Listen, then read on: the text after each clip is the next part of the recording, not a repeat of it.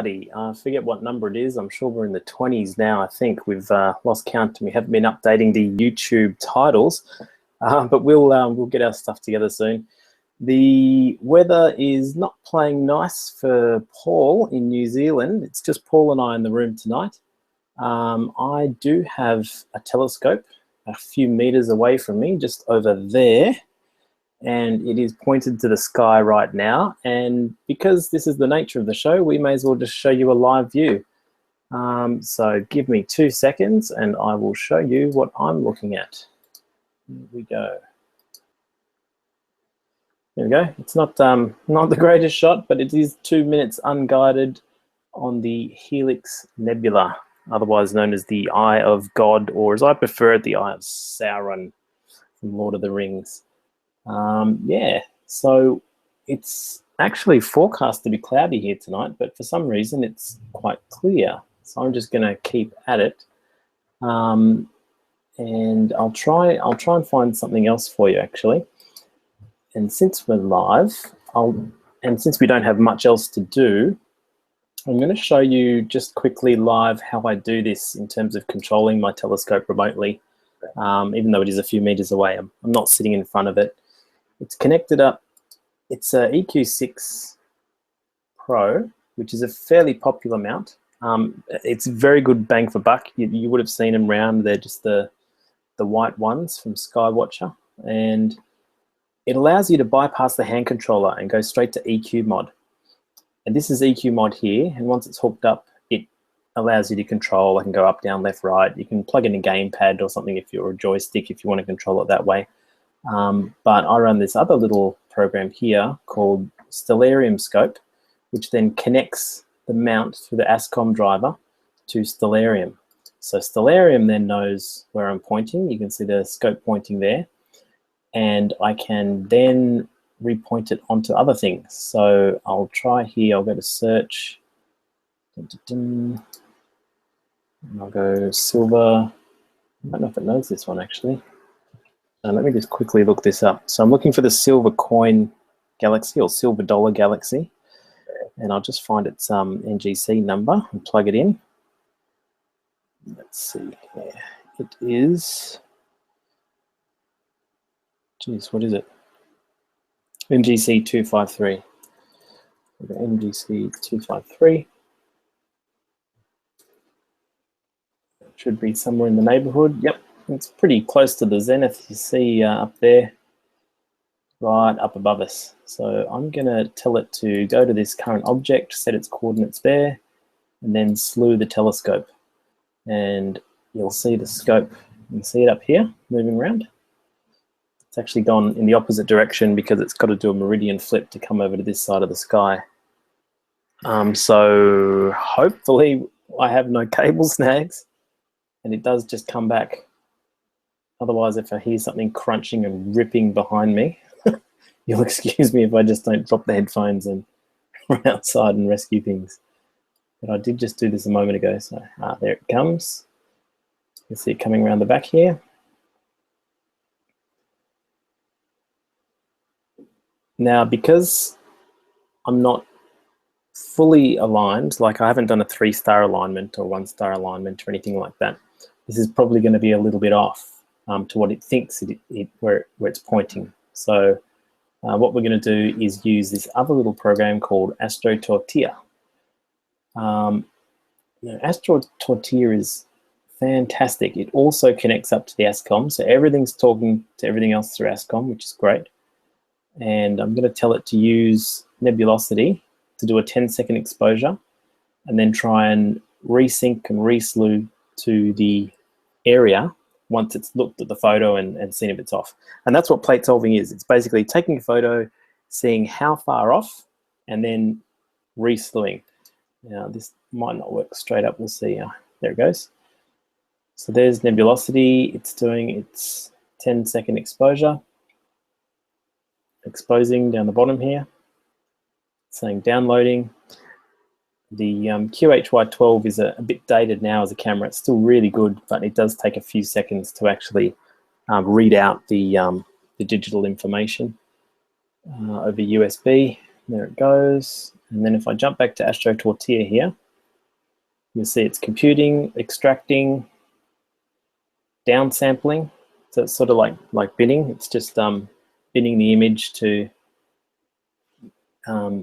it's basically just plotting all the stars. It's trying to read how many stars there are, and it'll put them all into an internal map, and then compare that with its 734 stars. And it's solving, and now it's going through its internal fit files. Now these fit files are the same as what astrometry.net uses to do its online plate solving. If you've ever used nova.astrometry.net, it's a really great online site for parsing your images, and it will tell you what all the stars are, or if there's NGC objects in there, or galaxies, distant galaxies. It's really fantastic. This essentially is a local copy of that. So it's got a local copy of all those fit files stored on the laptop, which is great if you're out remotely or don't have an internet connection or anything like that. And it's actually comparing the 700 odd sources it found in the image to its internal fit files. And you can see the numbers dropping here. It's gone 4114, 4113, we'll go 4112. Sometimes it takes a minute. Sometimes it takes 30 seconds, sometimes it takes 2 minutes. It's really hard to know because it depends on the object and the part of the sky. But tonight it's been working pretty good.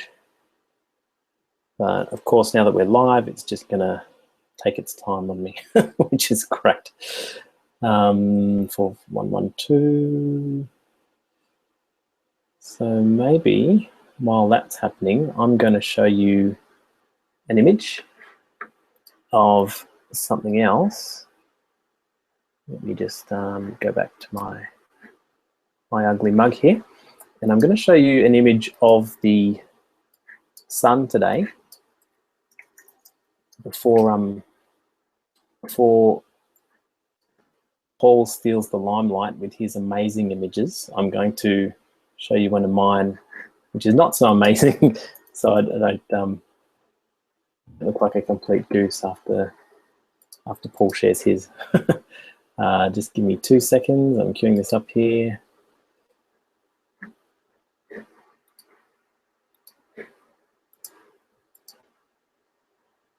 Okay, hopefully you can see that. Is that coming out through okay on your screen? I know it's a portrait image, Paul, but can you see the sunspots okay there? Yep, looks fine.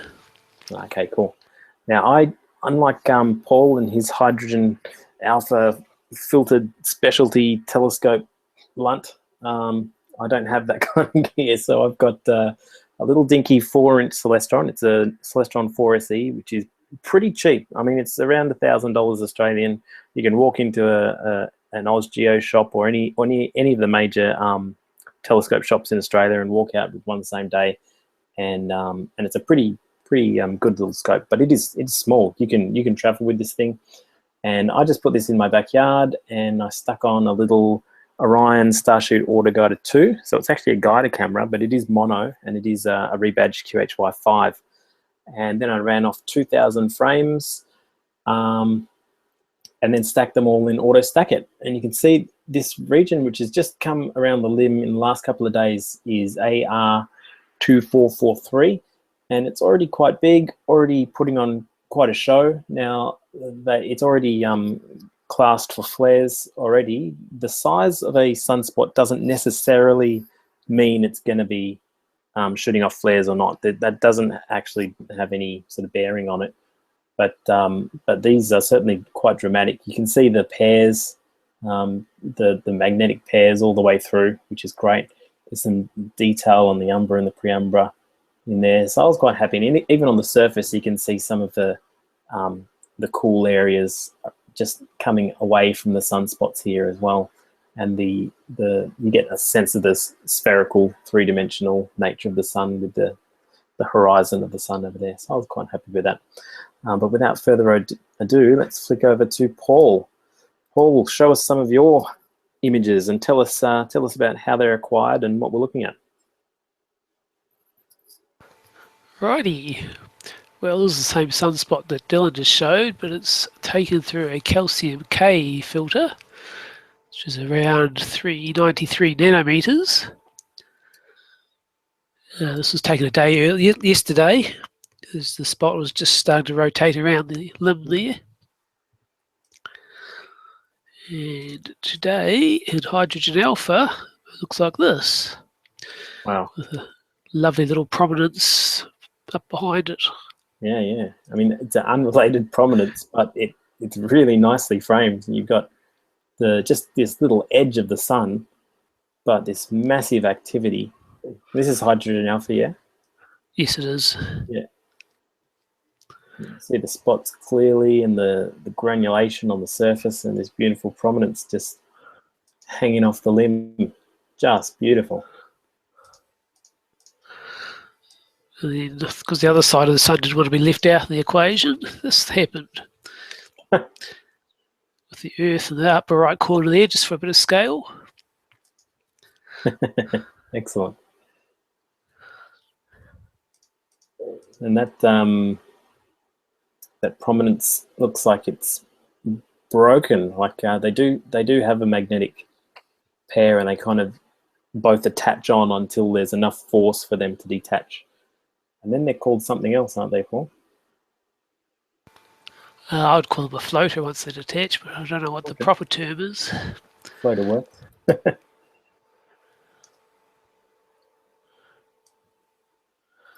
Today it is a floater, but I just can't find today's picture for some reason.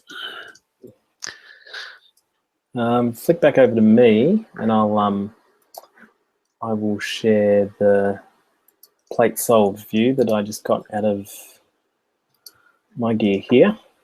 So here I am on my imaging laptop. Astro Tortilla did the solve. It says no solution down here, but it's because I actually aborted it. It did the solve, and then it says reslewing. So it analyzed that photo I'd sent it before, that it took before, the 10-second photo, extracted the sources, took a photo, analyzed it, and worked out how far off it was, and then repositioned itself. And it will keep repositioning itself until it's dead center.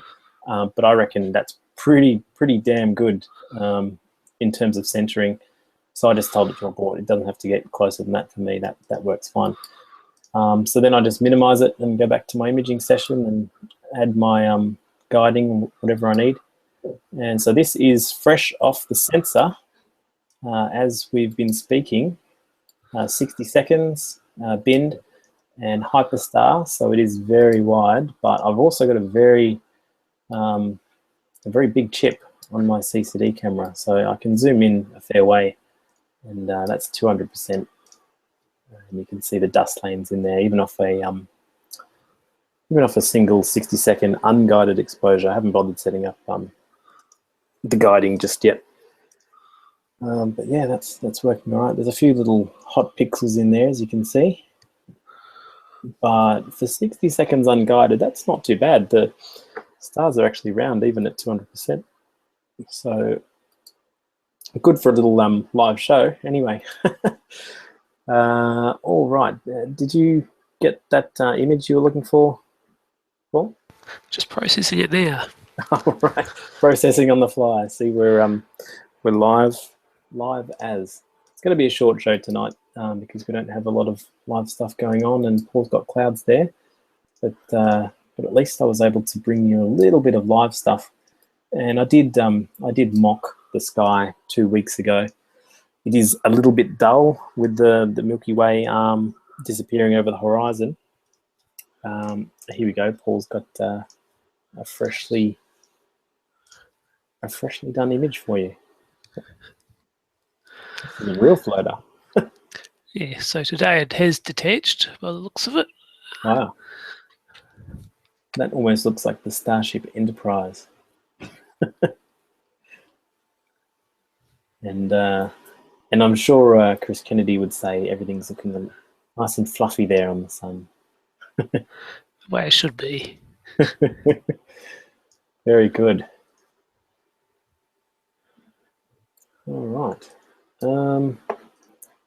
I wonder if there's anything else I can share with you. In Stellarium here, I'll just swing around. I could go over to 47 Tuck, I suppose. I'm not sure if I've got a tree in the way here, but let's just do it. Why not? think it might. I think there might be a tree in the way, but I'm just going to try anyway. So I'll just hit it up and give me a moment, and then yeah, okay. Paul, you've got something else to show us.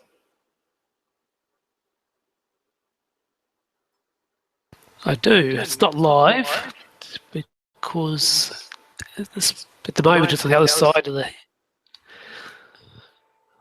the Earth, whizzing past. But this is Asteroid 2015 TB 145. Cool. I think that's the Halloween asteroid. Is that right? It is. Colloquially known as the Halloween asteroid. Although I see today they think it's actually a dead comet. Oh, really? What's a dead comet? Does that just mean it's ablated all its ice and now it's just a rock? Yeah, exactly. Interesting. So I caught this little beastie early hours of this morning as it was on its way in. So it should be passing us around about an hour, I think, by about 480,000 kilometres. I think you said Thad was also imaging this or trying to image it on the other side of the world right now. Is that right? He was, but I haven't heard if he's had any success or not. Yep. Wow. Now there's another. I mean, these things are difficult to capture. You've got a observatory there, so you're nice and aligned. You can plug in the coordinates if you've got access to the real-time data. But then you do have to image it over a period of time as well, so you can see the animation that you've got put together here as well. Now, I believe there's another bit of asteroidal Doritos coming towards us at the moment with the designation WT something something F. Have you heard of that one? I vaguely remember that. The designation's funny because obviously WTF is internet slang for what the fudge, but I think it's a expended rocket tank or something like that. I think it might be like a second stage rocket tube.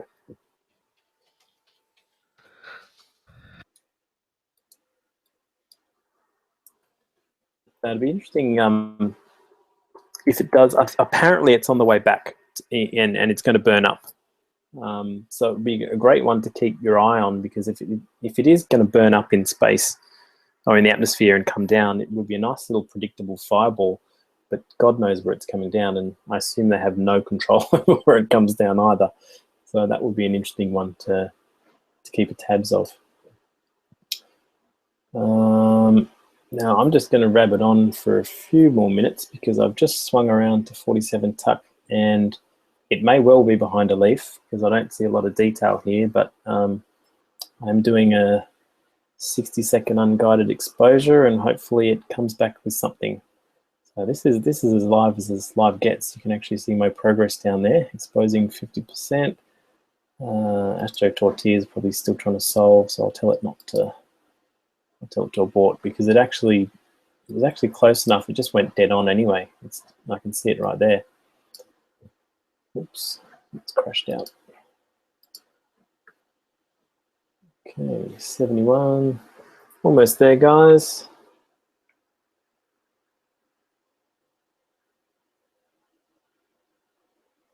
%. There'll be a little bit of readout time as well.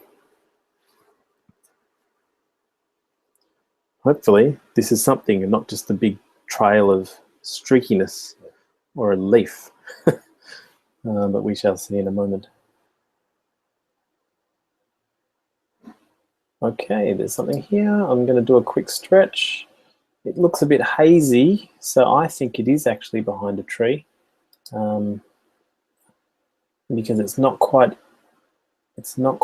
there. I can see the darkness of space in the corner here, but this one's just over my my neighbor's roof, and there's a tree in between him and I, so it's going to come into view a bit clearer soon. So let's flick back over to you, Paul, and what are we looking at? This is the moon, shot early hours this morning as well. This is very nicely done. It appears really, really sharp. It actually appears sharper than normal. Is that have you done something differently? No, it must have just been nice and calm this morning. Yeah, really nice seeing. That looks great. I really like this this period after the full moon, when the moon starts to rise later and later, and it gives me a couple hours after the family goes to bed to do some imaging, and it's not quite the new moon period, so it's a nice little break for us Astro imagers to do a bit of evening imaging. So I really like it. I really like this moon phase for this reason, because normally I don't see it until a lot later, which is great. I suppose I should have a look at the Flickr group, and then we'll probably call it a show. So I'll just load up the group. It'll be a moment. This is how live we are. I haven't done any preparation at all. We're just winging it here, guys, but we're back as normal, so that's something. Okay, loading up the group, and let's see what we got.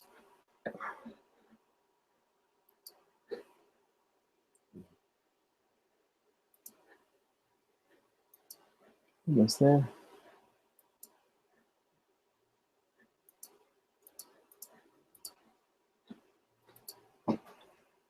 All right, got some lovely stuff here. Now this is one from the Northern Hemisphere that I really like. Every time I see this target, I just wish I had access to it. The Iris Nebula. Really difficult to get those darker, dusty areas without blowing up the central part of the image. I don't know a lot about it, so I can't tell you a lot about it, but looks good to me, Emmett. Probably smooth out even more with some more exposure time, but that is a really, really good one. It's Hyperstar as well, with the C11, which is a nice big 11-inch celestron. Very, very nicely done. Oops, I don't use Flickr much, as you can tell. I saw this earlier, double cluster in Perseus, and from Stephen Rahn. And I'm not doing this on purpose, but this is also a Hyperstar image. This show is not sponsored by Hyperstar in any way, by the way. And beautiful image from Stephen Rahn again of Vega. Something I don't do a lot of is just straight star photos, and it's I sort of feel funny about them, because when you image a star, it is just a single bright point of light, and everything else you see in it, including the diffraction spikes and the haze, is really just coming off your optics. So in many ways, it's just the color and the intensity that is truly the image itself, but it still is quite a great thing to look at. I mean, I've taken a few of just stars of just Antares with its brilliant orange and red, and they look quite good. So yeah, it's definitely something that people don't do enough of. We have Paul's great AR2443. Was this today, Paul? Yep, that was late this afternoon. Excellent. So this is sort of the same time as I was imaging my little one, which was this sort of field of view. But because I don't have anything but white light beta solar film, I can't see any of this stuff, which is just fantastic. Really nice active sun at the moment, guys. Oops. More from Shah. I'm not going to go through all of these, because we definitely won't. We'll be here for hours and hours if we do. But this is one from Chris Kennedy, testing his off-axis guider on the Heart Nebula. Insanely jealous both of the Heart Nebula and of getting the off-axis guided stuff going. I don't have a sensitive enough camera for that. But it's looking good, Chris. Oops, there's a calcium K sun from Paul. So I keep going to the northern targets because I, I don't get to do this stuff, and it's just beautiful.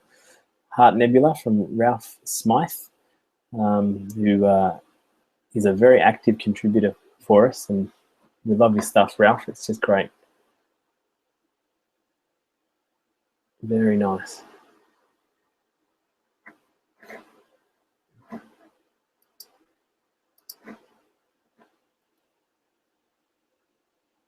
I'm just skipping over a lot of these, but they're all really very good. Oh man, Pac-Man Nebula. Look at this. Now this is a small target, and I think it's a small target. I wouldn't know, to be honest, but every time I've seen it imaged, it's been very small. But this is a big, nice, fantastic image. Well done, Brendan. I like that. I like that a lot.